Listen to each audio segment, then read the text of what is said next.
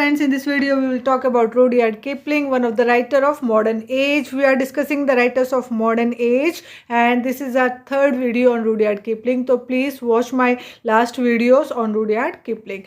Let's talk about Rudyard Kipling. He was born in 1865 and he was died in 1936. Quick revision कर लेते हैं एक बार इनकी life के बारे में. He was born in Mumbai, British India. Okay, jungle book इनकी फेमस राइटिंग है जो इन्होंने लिखी है. एंड इनका वर्क्स देख लेते हैं. The man who would be king, the first work is the man who would be king. इनका फर्स्ट वर्क है, हमने अपनी फर्स्ट वीडियो लास्ट वीडियो में कर लिया था जो रुडयार्ड किपलिंग की फर्स्ट वीडियो थी. The next is plain tales from the hills is also completed. Gunga Din is also completed in our last video. Mendeley is also completed.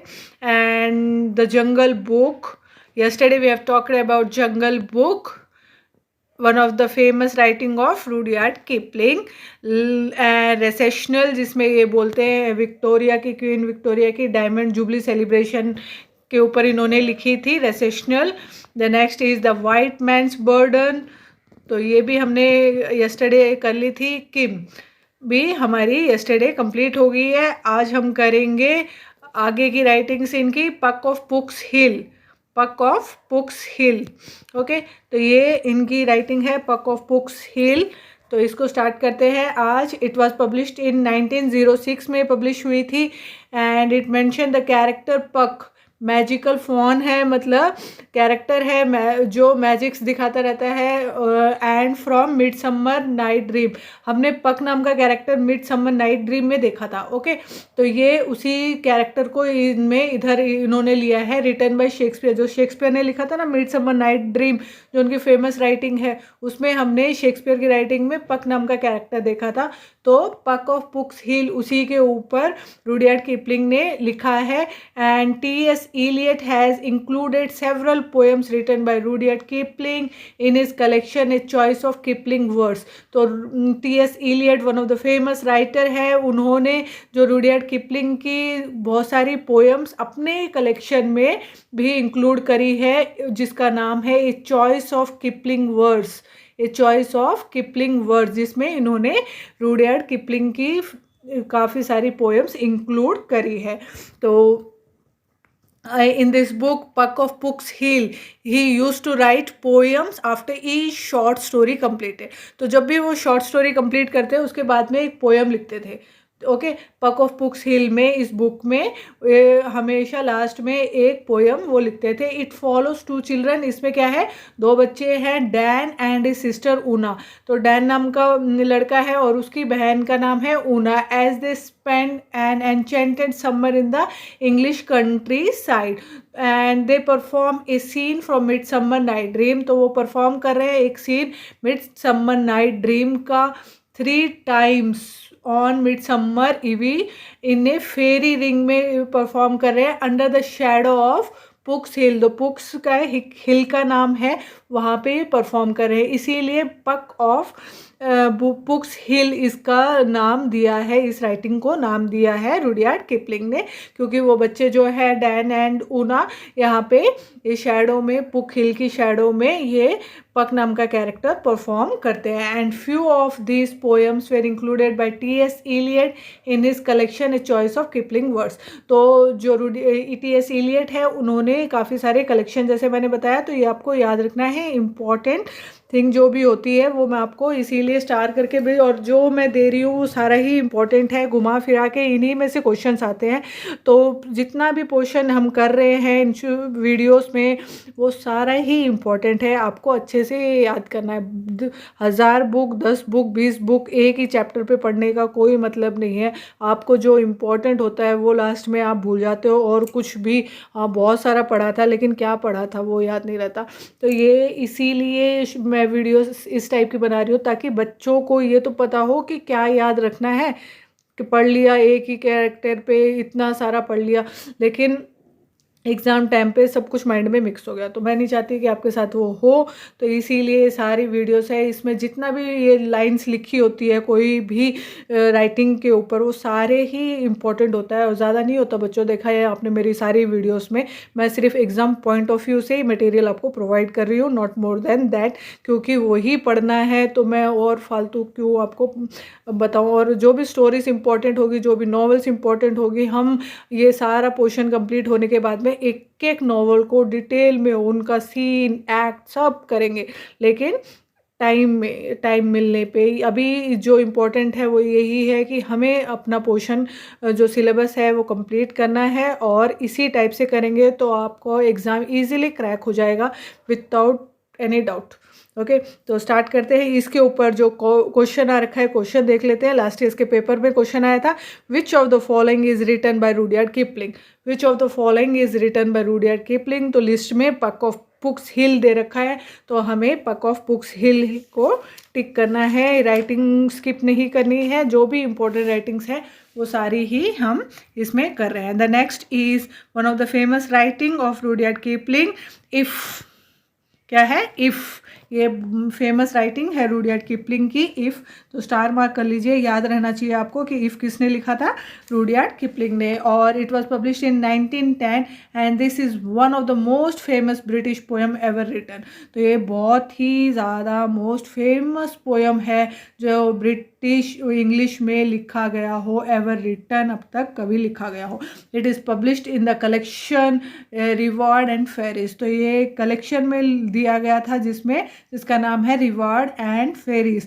It is published in the collection reward and fairies. आपको याद रखना है कौन से collection में, reward and fairies. ये highlight इसीलिए किए गए हैं ताकि आपको याद रखने में दिक्कत ना हो। और क्या याद रखना है, कोई भी चीज़ हाईलाइट करी होती है तो याद रहता है माइंड में कि क्या पढ़ना है। And it reflects on the teaching of Bhagavad Gita. तो हमें जो भगवद गीता है हिंदुओं की जो धर्म कथा, तो उसका भी रिफ्लेक्शन इसमें दिखता है, वो टीचिंग भी इसमें दिखती है। It is written in the form of a parental advice.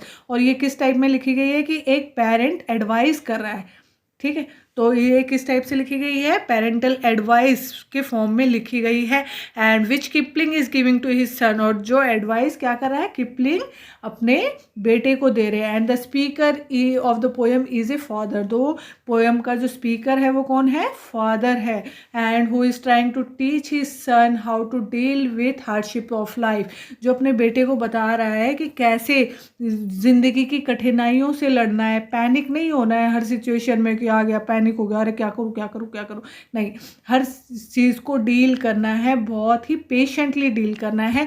तो एक फादर अपने बेटे को एडवाइस कर रहा है कि कैसे ज़िंदगी की हार्डशिप, कभी कठिनाइयाँ भी आएगी, कभी इजी भी रहेगा। ये नहीं है कि हमेशा लाइफ एक ही तरीके से चलती है कि हमेशा मुश्किल मुश्किल मुश्किल। लेकिन आजकल के बच्चों को लगता है कि भैया बहुत मुश्किल है हमारी ज़िंदगी में कठिनाइयाँ। अरे अपने से नीचे वालों को देख के जियो, बहुत हमारी ज़िंदगी तो बहुत अच्छी है। तो वही एक फादर अपने बच्चे को बताने की कोशिश कर रहा है कि कैसे डील करना है मुश्किलों से, भागना नहीं है, पैनिक नहीं होना है। तो ये पूरा एक पेरेंटल एडवाइस के फॉर्म में लिखा गया है, इफ़, ठीक है।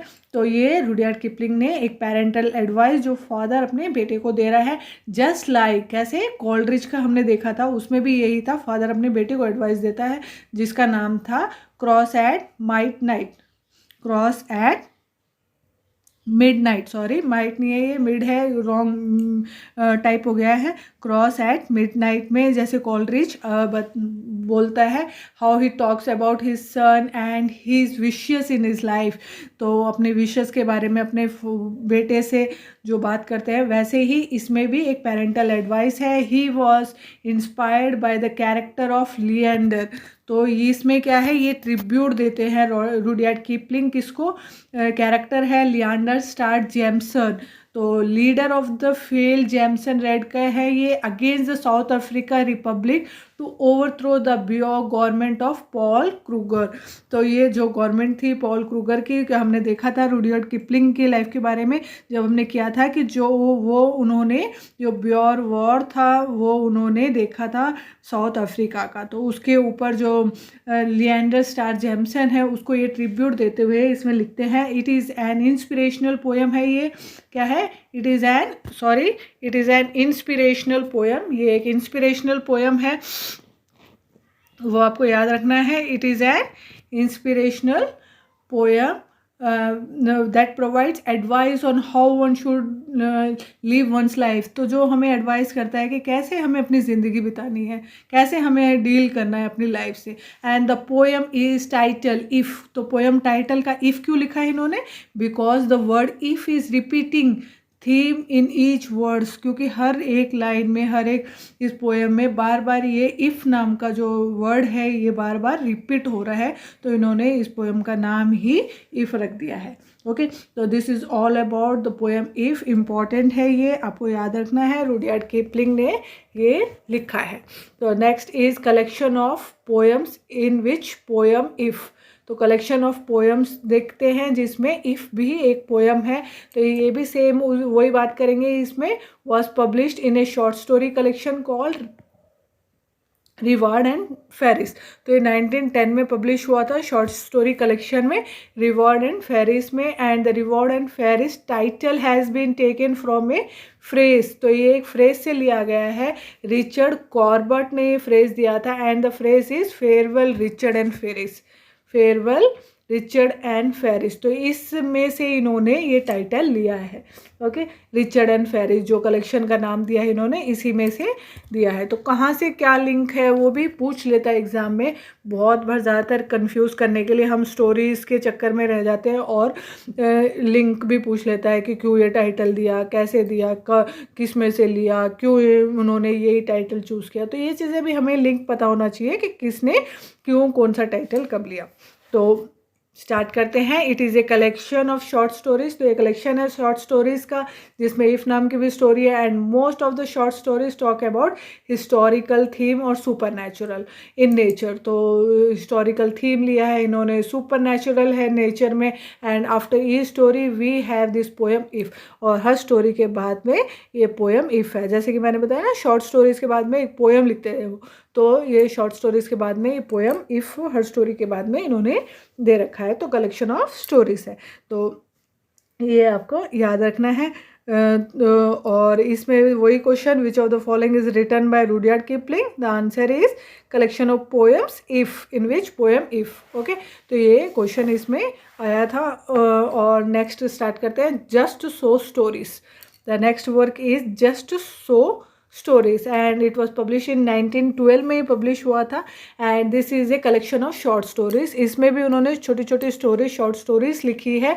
And this are animal tales. तो ये क्या है? एनिमल टेल्स है। तो in which we learn about how the whale got his throat. तो इसमें हमें पता चलता है कि वेल को उसकी जो जीभ है वो ऐसी क्यों मिली, छोटी क्यों मिली। How the camel got is hump, camel को हम्प क्यों मिला इतना बड़ा। And how the rhinoceros got skin, rhinoceros को उस टाइप की हार्ड स्किन क्यों मिली। तो ये क्वेश्चंस जो है वो इसमें डील करे गए हैं इन जस्ट सो स्टोरीज में। शॉर्ट स्टोरी कलेक्शन है, तो आपको याद रखना है just so story is written by Rudyard Kipling in 1912। Okay, तो next is the gods of copy book heading. The last work है ये रुडयार्ड किपलिंग का। तो ये वर्क कंप्लीट कर लेते हैं, उसके बाद में हमारा रुडयार्ड किपलिंग आज कंप्लीट हो जाएगा। कल हम आगे के राइटर को देखेंगे, सैमुअल बटलर का हम कल की वीडियो में। कल तो संडे है, कल हम कोई वीडियो नहीं डालेंगे, परसों हम सैमुअल बटलर को डील करेंगे। तो नेक्स्ट इज द कॉपी और the gods of copy book heading, the gods of the copy book heading. And it was publish in 1919 में पब्लिश हुआ था। This is a poem with age old wisdom. तो ये poem किसके ऊपर है? With age old wisdom के ऊपर है। And this god of copy book heading is actually proverb. ये प्रोवर्ब है और मैक्सिम्स बोल सकते हैं। And they are printed at the top of the pages of British students. तो ये जो पेज के टॉप ऊपर की तरफ होता है, ब्रिटिश स्टूडेंट्स की जो बुक होती है, नोटबुक होती है, उसके ऊपर से इन्होंने हेडिंग ली है, notebook in the top of the notebook से ली गई है। And from there he has taken the title copy book heading. तो उसके ऊपर से इन्होंने ये टाइटल लिया है कॉपी बुक हेडिंग। जो ब्रिटिश स्टूडेंट्स की नोटबुक थी उनके ऊपर टॉप में ये लिखा होता था। And it is characterized by biographer sir David Gilmour. तो इसको कैरेक्टराइज किसने किया है? Biographer David Gilmore as one